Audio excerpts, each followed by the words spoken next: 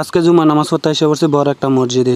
আসসালামু আলাইকুম, সবাই কেমন আছেন? আশা করি সবাই ভালো আছেন। তো সবাই আলহামদুলিল্লাহ আমিও ভালো আছি। তো আজকে কিন্তু শুক্রবারের দিন, এই কারণে এসে পড়ছি জুমা নামাজ পড়তে। আমাদের রুম থেকে বাসে আসলাম, তো বাস থেকে নামে সরাসরি হাঁটতে হাঁটতে এখন মসজিদের সামনে এসে পড়ছি। আর মসজিদের সামনে কিন্তু খোলামেলা একটা মাঠ আছে, বিশাল বড়। আগে আমি অজুটা করে নিব, অজুটা করে নিয়ে তারপরে বসে থাকবো। তারপর আজান দিলে কিন্তু মালয়েশিয়াতে কিন্তু একটা নিয়ম আছে যে আজান দিব, আজান দেওয়ার পরে সাথে সাথে সুন্নতরা ফিরে নেয়।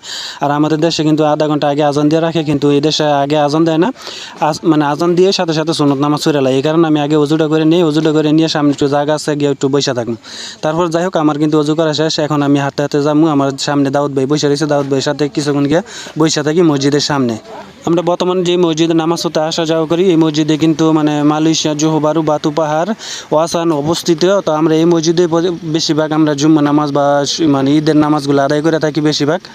একমাত্র আমাদের কাছে মসজিদ যদি থেকে থাকে তাইলে এটাই। আরেকটা আছে ছোটো একটা মসজিদ, ওইটার মধ্যে মানে জুম্মা নামাজ পড়া হয় না, এই কারণে এটার মধ্যে আমরা জুম্মা নামাজ পড়তে আসি। তারপর যাই হোক, এখন কিন্তু আজান দিয়ে দিছে। এখন আমি হাঁটাতে মসজিদের ভিতরে ঢুকে যাইতেছি।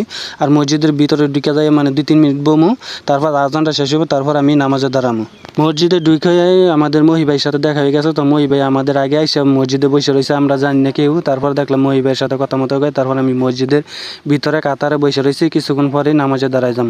আর মসজিদের ভিতরে পরিবেশটা কিন্তু খুবই সুন্দর। তো আজকের ভিডিওটা এই পর্যন্ত। সবাই ভালো থাকবেন, সুস্থ থাকবেন, দেখা হবে পরবর্তী ভিডিওতে।